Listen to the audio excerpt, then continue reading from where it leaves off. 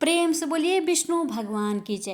प्यारे भक्तों, आज आप सभी श्रवण करेंगे पौष पुत्रदा एकादशी व्रत में सुनी जाने वाली श्रीमद् भागवत गीता पाठ की इन अध्याय को आज के दिन जो भी भक्त श्रद्धा पूर्वक श्रवण करता है उस पर विष्णु भगवान और माँ लक्ष्मी की विशेष कृपा होती है। तो आइए अपने जीवन की मंगल कामना को करते हुए इस पावन कथा का रसपान करते हैं। श्री भगवान ने कहा, हे अर्जुन, अब मैं तुझे ईर्ष्या न करने के लिए इस परम गोपनीय ज्ञान को अनुभव सहित करता हूँ, जिसको जानकर तू इस दुख रूपी संसार से मुक्त हो सकेगा। यह ज्ञान सभी विद्याओं का राजा, सभी गोपनीयों से भी अति गोपनीय, परम पवित्र, परम श्रेष्ठ है। यह ज्ञान धर्म के अनुसार सुखपूर्वक कर्तव्य कर्म के द्वारा अविनाशी परमात्मा का प्रत्यक्ष अनुभव कराने वाला है। हे परंतप, इस धर्म के प्रति श्रद्धा न रखने वाले मनुष्य मुझे न प्राप्त होकर जन्म मृत्यु रूपी मार्ग से इस संसार में आते जाते रहते हैं। मेरे कारण ही यह सारा संसार दिखाई देता है और मैं ही इस संपूर्ण जगत में अदृश्य शक्ति रूप में सभी जगह स्थित हूँ। सभी प्राणी मुझ में ही स्थित है, परंतु मैं उनमें स्थित नहीं हूँ। हे अर्जुन, यह मेरी ऐश्वर्य पूर्ण योग शक्ति को देख। यह संपूर्ण सृष्टि मुझ में कभी स्थित नहीं रहती है, फिर भी मैं सभी प्राणियों का पालन पोषण करने वाला हूँ और सभी प्राणियों में शक्ति रूप में स्थित हूँ, परंतु मेरा आत्मा सभी प्राणियों में स्थित नहीं रहता है, क्योंकि मैं ही सृष्टि का मूल कारण हूँ। इस प्रकार सभी जगह बहने वाली महान वायु सदैव आकाश में स्थिर रहती है, उसी प्रकार सभी प्राणी मुझ में स्थिर रहते हैं। हे कुंती पुत्र, कल्प के अंत में सभी प्राणी मेरे प्रकृति में प्रवेश करके विलीन हो जाते हैं और अगले कल्प के आरंभ में उनको अपनी इच्छा शक्ति से फिर उत्पन्न करता हूँ। 84 लाख योनियों में सभी प्राणी अपनी इच्छा शक्ति के कारण बार बार मेरी इच्छा शक्ति से विलीन उत्पन्न होते रहते हैं। यह सभी पूर्ण रूप से स्वतः मेरी इच्छा शक्ति के अधीन होते हैं। हे धनंजय, यह सभी कर्म मुझे बांध नहीं पाते, क्योंकि मैं उन कार्यों में बिना किसी फल की इच्छा से उदासीन भाव से स्थिर रहता हूँ। हे कुंती पुत्र, मेरी अक्षता, मैं मेरी भौतिक प्रकृति सभी चर तथा अचर जीव उत्पन्न और विनिष्ट करती रहती है। इसी कारण से यह संसार परिवर्तनशील है। मूर्ख मनुष्य मुझे अपने ही समान निष्कृष्ट शरीर आधार वाला समझते हैं, इसलिए वह सभी जीव आत्माओं का परम ईश्वर वाले मेरे स्वभाव को नहीं समझ पाते।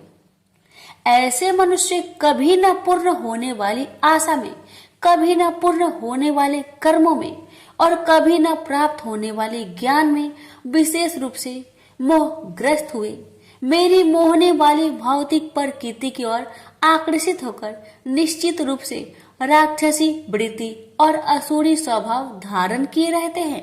हे पृथा पुत्र, मोह से मुक्त हुए महापुरुष देवीय स्वभाव को धारण करके मेरी शरण ग्रहण करते हैं और मुझको सभी जीव आत्माओं का उद्यम जानकर अनन्य भाव से मुझ अविनाशी का स्मरण करते हैं।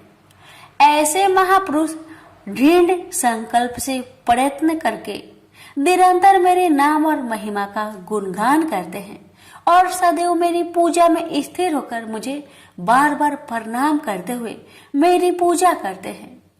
कुछ मनुष्य ज्ञान के अनुशीलन द्वारा यज्ञ करके, कुछ मनुष्य मुझे एक ही तत्व जानकर, कुछ मनुष्य अलग अलग तत्व जानकर अनेक विधियों से निश्चित रूप से मेरे विश्व स्वरूप की पूजा करते हैं।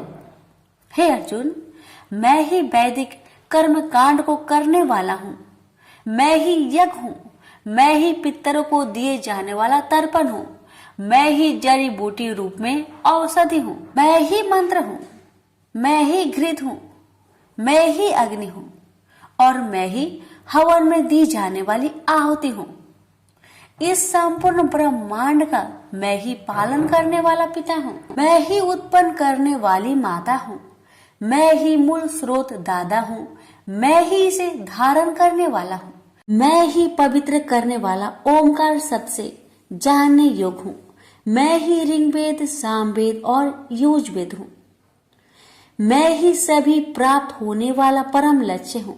मैं ही सभी का भरण पोषण करने वाला हूँ। मैं ही सभी का स्वामी हूँ।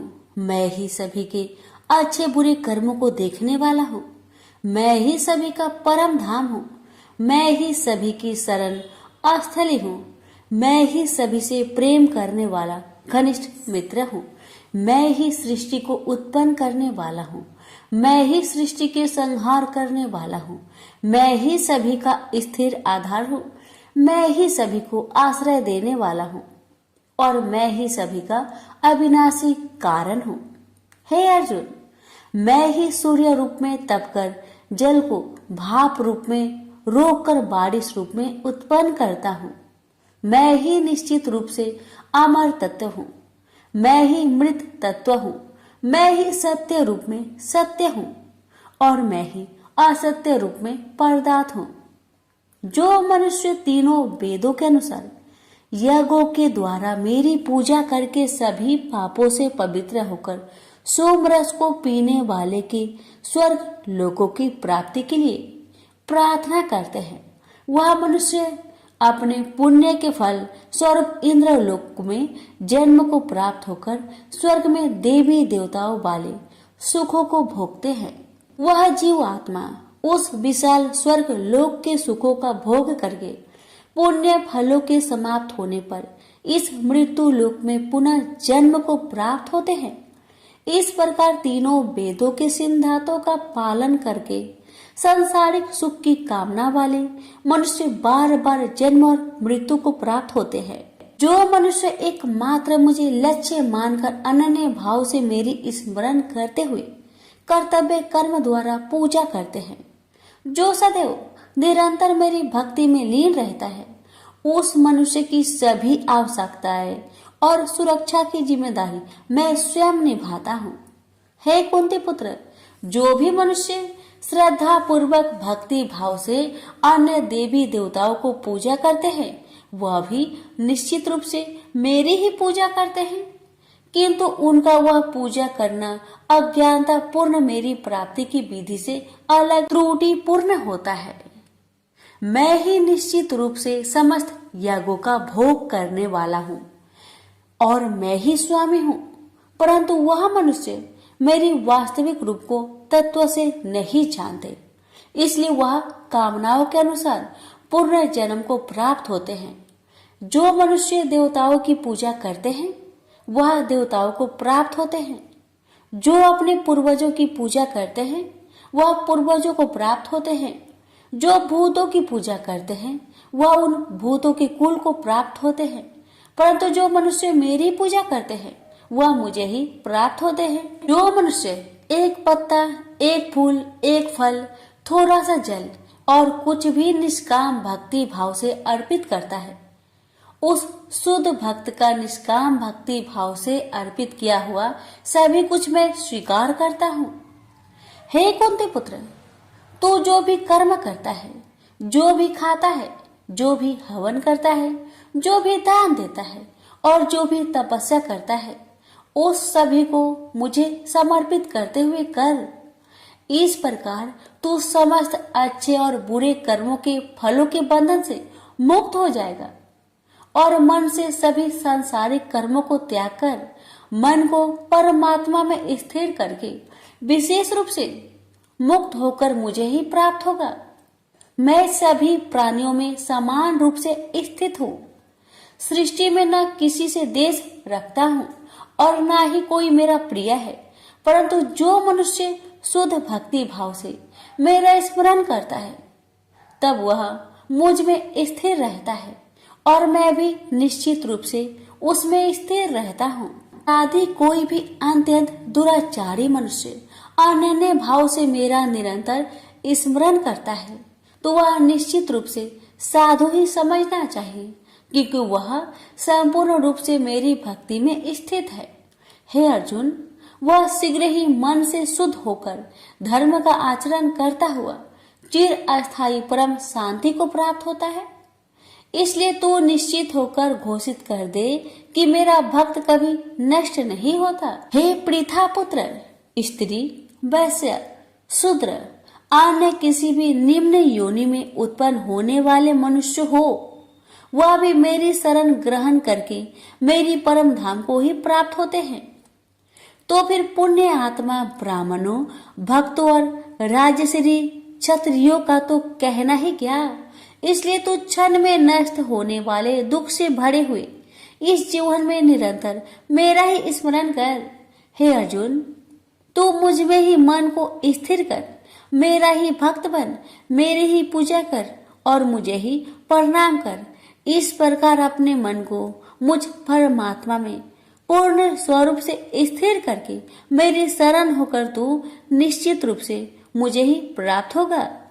इस प्रकार उपनिषद, ब्रह्म विद्या तथा योग शास्त्र रूप श्रीमद् भागवत गीता के श्री कृष्ण अर्जुन संवाद में राजविद्या योग नाम का 9वां अध्याय संपूर्ण हुआ। प्रेम से बोलिए श्री कृष्ण भगवान की जय। आप सुनेंगे 9वां अध्याय का महात्म्य। श्री नारायण जी बोले, हे लक्ष्मी जी, दक्षिण देश में एक भाव सुशर्मा नामक क्षुद्र रहता था। वह बड़ा पापी और मांस मदिरा भक्षी था। एक दिन मदिरा पीने से उसकी देह छूट गई और मरकर प्रेत हुआ। वृक्ष पर बैठ गया। एक ब्राह्मण भी उसी नगर में रहता था। दिन को भिक्षा मांगकर स्त्री को लाकर देता। नारी उसकी कलहानी थी। समय पाकर उन दोनों ने प्राण त्यागे और वह दोनों मरकर प्रेत हुए और वह भी उस वृक्ष के तले में आकर रहे। कुछ काल व्यतीत हुआ। तब एक दिन उसकी नारी पिचासनी ने कहा, पुरुष पिचास, तुमको कुछ पिछले जन्म की खबर है? तब पिचास ने कहा, तूने पिछले जन्म में क्या साधना की थी जिससे तुझे खबर है? तब उस पिचास ने कहा, मैंने पिछले जन्म में एक ब्राह्मण से आध्यात्मिक कर्म सुना था। तब फिर पिचासनी ने कहा, तूने और कौन सी साधना की थी तथा वह ब्राह्मण कौन था और वह आध्यात्मिक कर्म कौन सा है जिसके सुनने से तुझे पिछले जन्म की खबर है? पिचास ने कहा, मैंने और कुछ पुण्य किया, केवल गीता जी का श्लोक श्रवण किया। उसका प्रयोजन यह है कि एक समय अर्जुन ने श्री कृष्ण से 3 बातें पूछी थी जो गीता जी की 9वें अध्याय में लिखी है। वह तीनों बातें पिचासनी ने पिचास से श्रवण करी। इन बातों के सुनते ही एक और प्रेत उस वृक्ष से निकला। उसने कहा, अरे पिचासनी, यह 3 बातें फिर से कहो जो अभी सुना रही थी। पिचासनी ने कहा, तू कौन है? मैं तुझे नहीं जानती।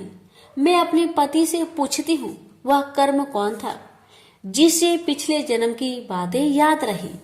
तब उसके पति ने पुनः तीनों बातें सुनाई जिनके सुनते ही वह तीनों प्रेत योनि से छूटकर देव देही धारण कर विमानों पर बैठकर बैकुंठ को गए।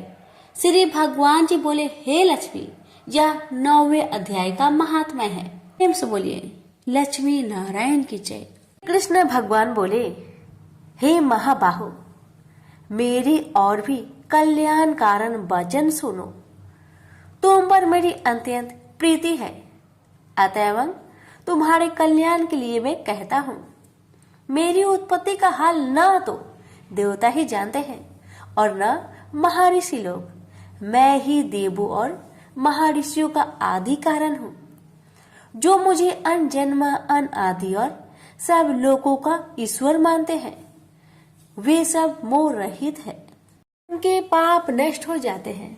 बुद्धिमान, क्षमा, सत्य, दंभ, सम, सुख, दुख, जन्म मरण, भय अभय, अहिंसा, ममता, संताप, तप, दान, यश, अपयश इत्यादि जो अनेक प्रकार के भाव हैं, वे सब मुझसे उत्पन्न होते हैं। 7 महर्षि और उनसे पहले 4 मनुष्य मेरे मन से उत्पन्न हुए। जो मनुष्य मेरी इस विभूति को भली भांति जानते हैं, वे निश्चय योग से सिद्ध होते हैं। इसमें संदेह नहीं, यह जानकर कि मैं ही सबको उत्पन्न करता हूँ और मुझी से सबकी प्रवृत्ति होती है। विवेकी प्राणी मेरी उपासना करते हैं। वे मुझी में चित्त और प्राण को लगाकर एक दूसरे को समझाते हुए भजन करते तथा सदा संतुष्ट और सुखी रहते हैं। चित्त को सावधान करके प्रीति पूर्वक भजन करने वाले को मैं ऐसा बुद्धि योग देता हूँ जिससे वे मुझे प्राप्त कर लेते हैं। उन पर अनुग्रह करके मैं उनकी बुद्धि में स्थित हो देदीप्यमान ज्ञान देता हूँ।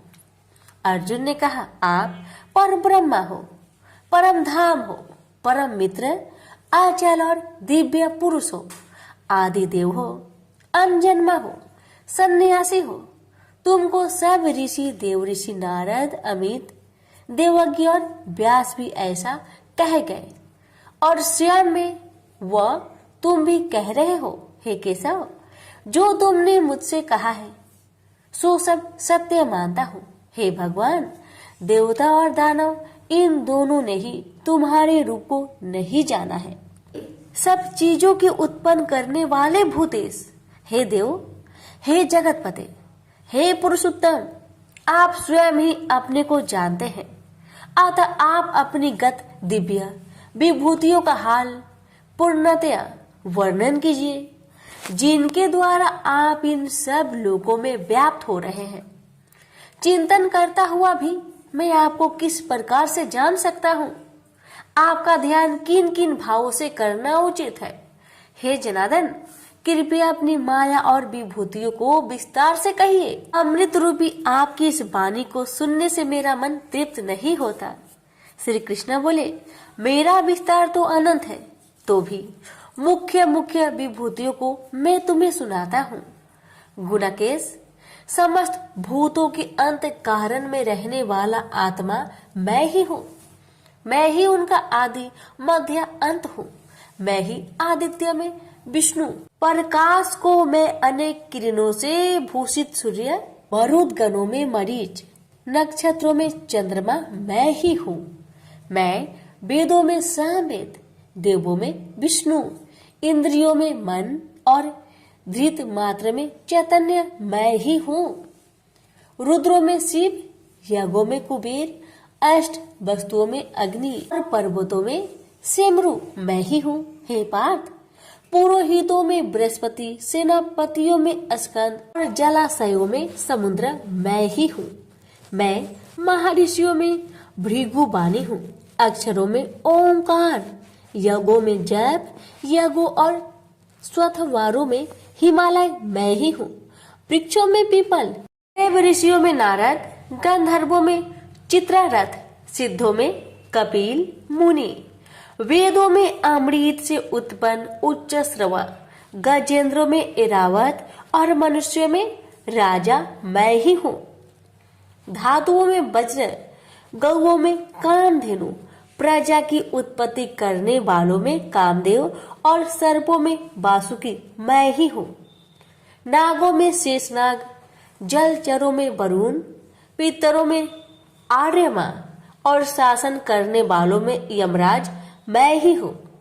शुद्ध करने वालों में वायु, शस्त्रधारियों में राम, नदियों में गंगा मैं ही हूँ। हे अर्जुन, मैं सब प्राणियों का आदि अंत विद्याओं में आध्यात्म विद्या और वाद विवादों में वाद मैं ही हूँ।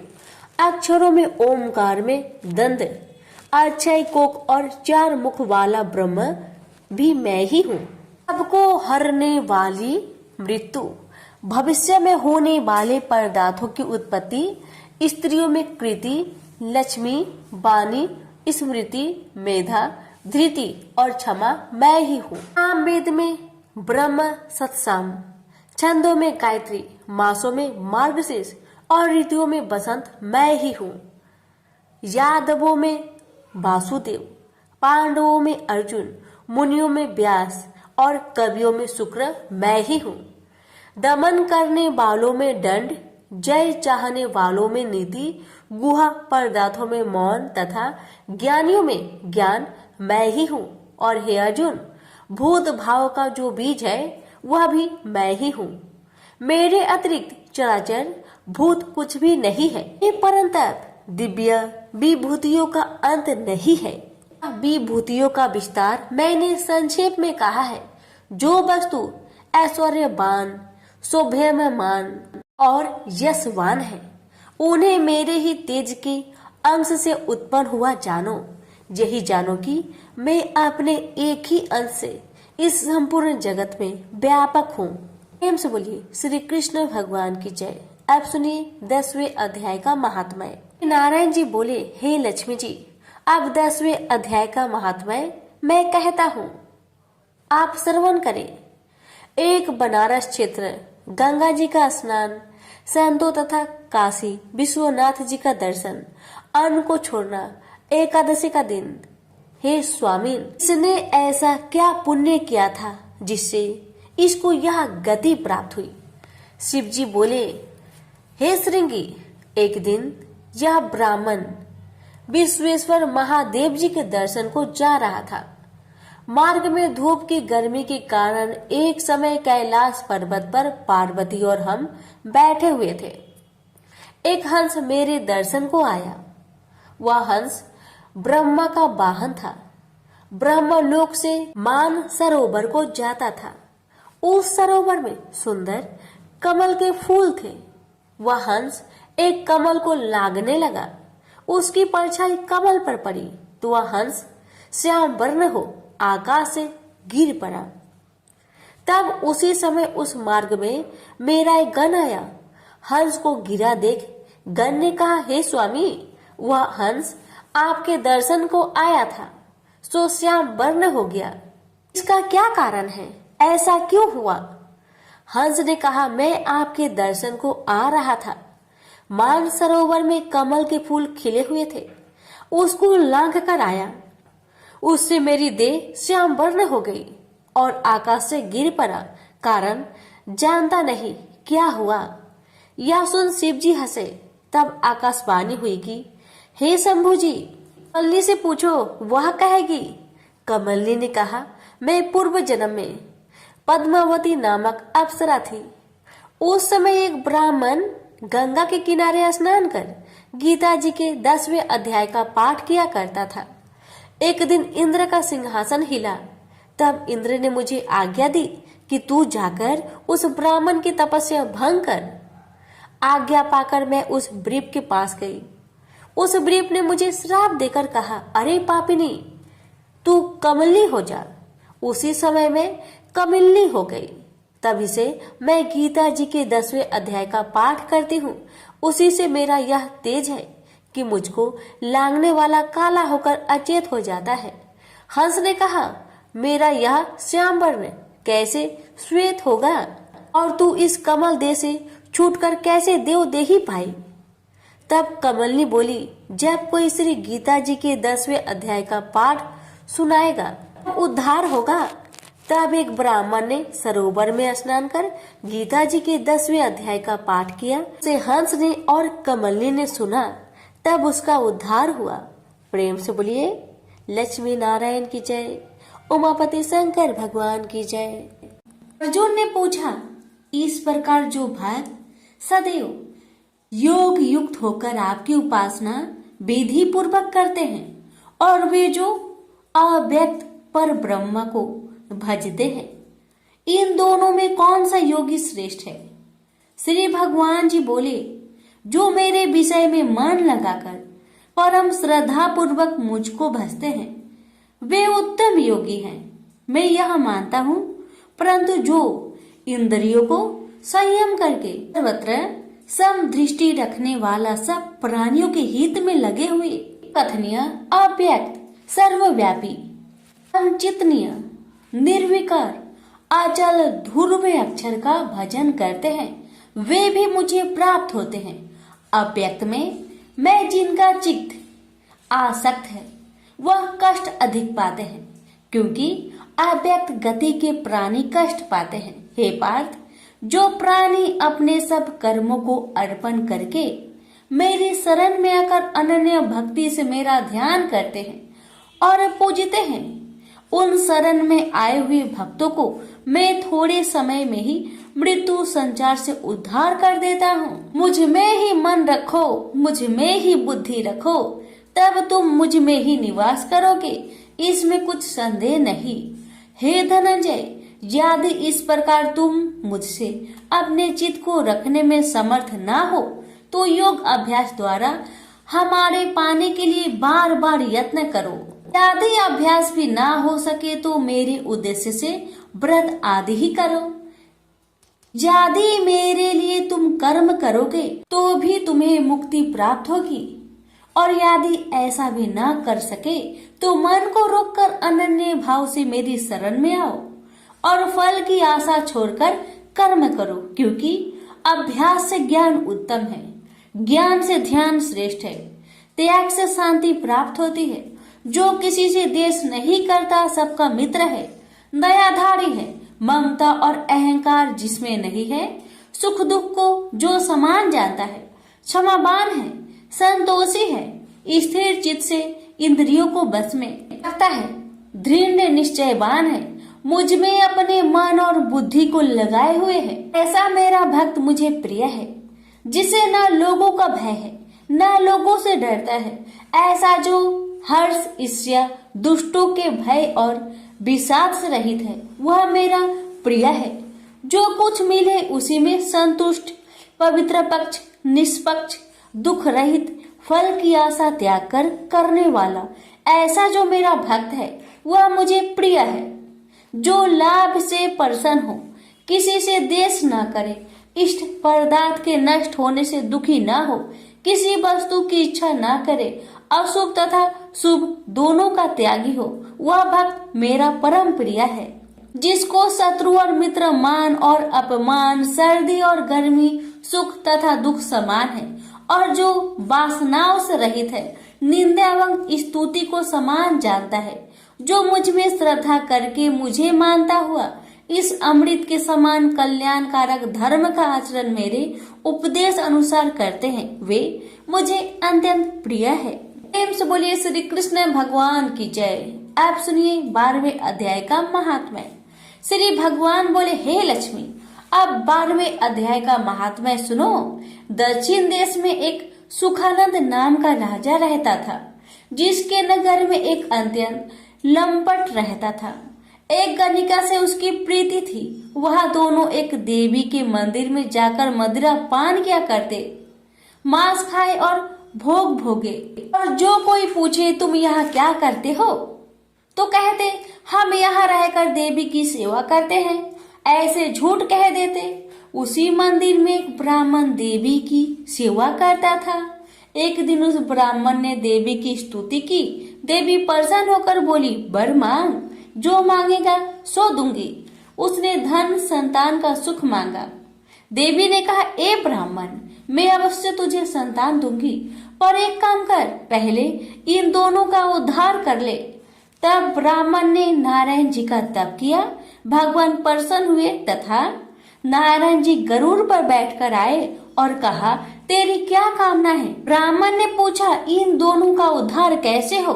श्री नारायण जी बोले, हे ब्राह्मण, गीता जी के 12वें अध्याय का पाठ सुनाओ तो दोनों का उद्धार हो जाएगा। तब उन दोनों ब्रीप ने भगवान की स्तुति कर धन्यवाद दिया। फिर ब्रीप ने उस गणिका और लंपट को बैठाकर गीता के 12वें अध्याय का पाठ सुनाया। सुनते ही उन दोनों की देही छूटी और देव देही पाकर बैकुंठ को गए। प्रेम से बोलिए लक्ष्मी नारायण की जय।